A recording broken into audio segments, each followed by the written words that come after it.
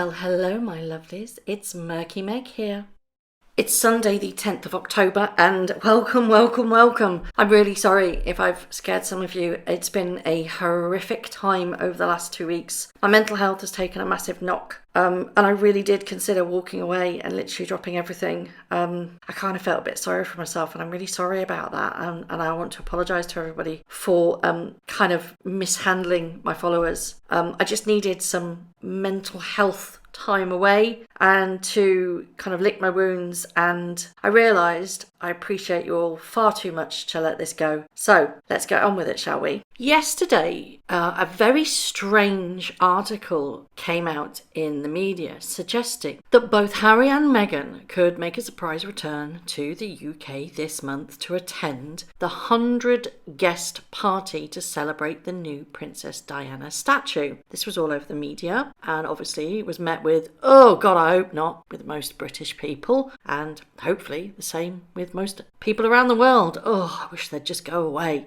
Now, can you remember a couple of months ago, Buckingham Palace made the decision that any news that came out that was completely untrue from the Sussex's side, they were going to kind of combat it with the truth. I did a video and if you want to revisit that, I've put a link up in the top right hand corner here. This is very interesting that this article was released yesterday, and lo and behold, today up pops a conflicting article saying that Prince Harry is not expected to return to Britain next week to join his brother Prince William at a party at Kensington Palace to honour their mother Princess Diana. However, it does say that Harry was due to attend the rescheduled party for 100 guests on the 19th of October. Now, this is a party that had to be rescheduled. It was due to be held on the 1st of July when the unveiling of the statue happened, but obviously due to COVID and everything that's happened, it was delayed until the 19th of October. And we all know that Harry himself did attend that event. And then he rushed back to California, even missing the Queen's birthday because he wanted to get back to America. Now, the article says that Harry was due to attend the rescheduled party on the 19th of October. It's unclear whether Meghan was to join him, but reporters have reached out to the Sussex's camp and they have confirmed they'll be not coming.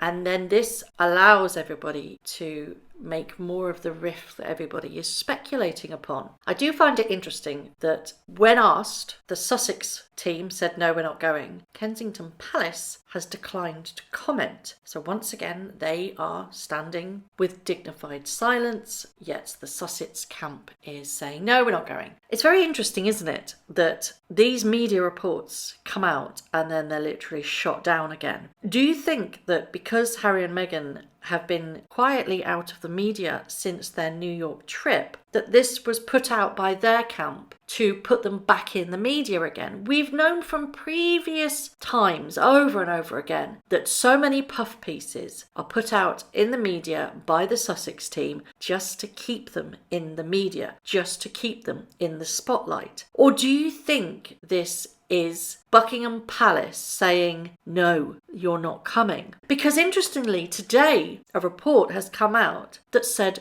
that the royals closed the door on Andrew. We all know what's happening with Andrew. Quite frankly, the stance that I make is that he needs to put his big boy pants on and speak. Please stop hiding behind your mother's skirt and get on with it. The more you are silent, the more you look guilty. Now, Andrew was forced to step down from public duties following this whole scandal in 2019. Prince William has now reportedly said that Andrew will never return to public duties, even though Prince Andrew has come out and saying that if he's quiet enough, he'll get back his duties, no problem. No, I don't think he will, because Prince William is now saying enough is enough. It will never happen. You've shamed this family. And he's doing it to protect the monarchy. Now, apparently, Anne, Charles and Edward all had a summit in January to discuss this matter. All agreed that he will never, ever come back to normal royal duties again. According to close sources to Prince William, he sees his uncle as a threat to the royal family and doesn't intend to let him to return to public life. William, along with the Queen and Prince Charles, was in discussions on whether or not to suspend Andrew from public duty. This goes to show you that Prince William is taking a very active role in the way that the monarchy is seen in the future and is protecting it at all costs. And I'm very proud that this 39-year-old has recognised the power that he has and put his voice ahead. Apparently, the source says there is no way in the world Andrew is ever coming back. The family will never let it happen. William is no fan of Uncle Andrew. Another source said that Prince William is triggered by his uncle's perceived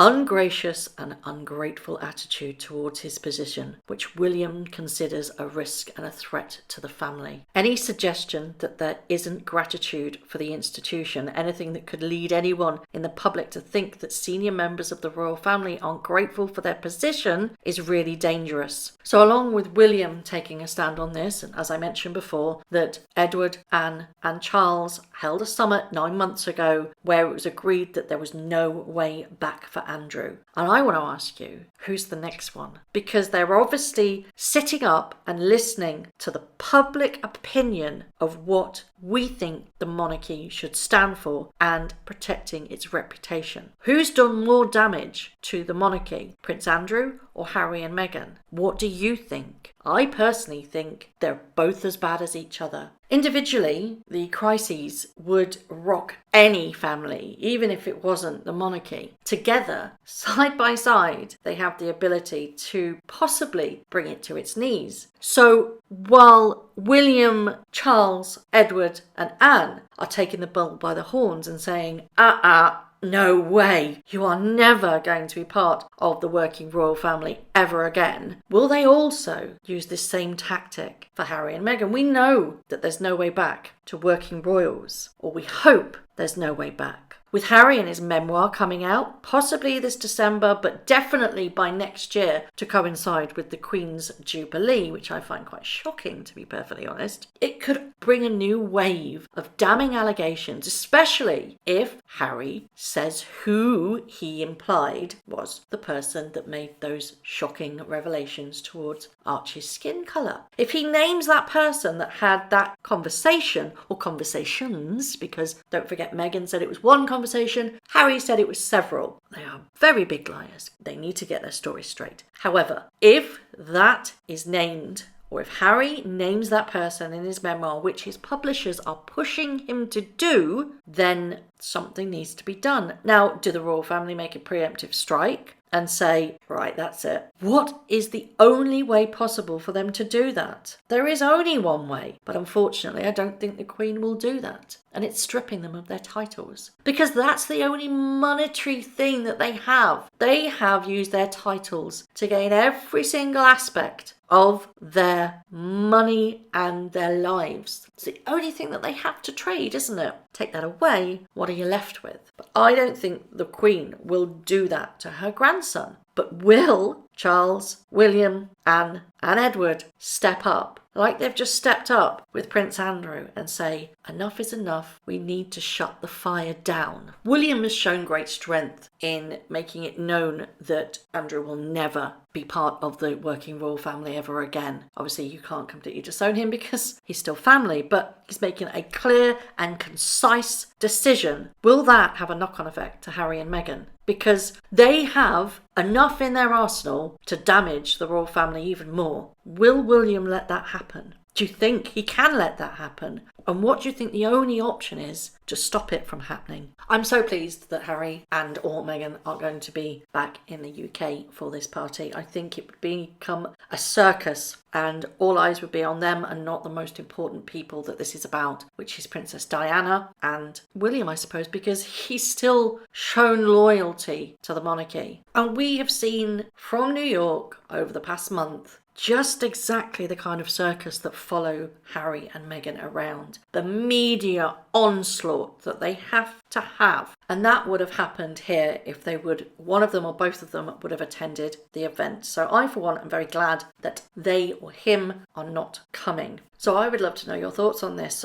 Do you think it was planted by the Sussex team to say Harry's going? And then do you think that when they were actually asked, they had to say, actually, no, we're not? Or do you think it was Buckingham Palace completely shutting it down, going, no comment, not happening, no comment? Do you think the knock-on effect of the firm's senior royals' attitude towards Andrew has to also be applied to Harry and Meghan? Otherwise, the future within the next year is very, very bumpy and it could seriously get affected. How do you think they can do that? How can they do the preemptive strike? Will they do that? What do you think will be the fallout from all of this? As always, I would love to know your thoughts.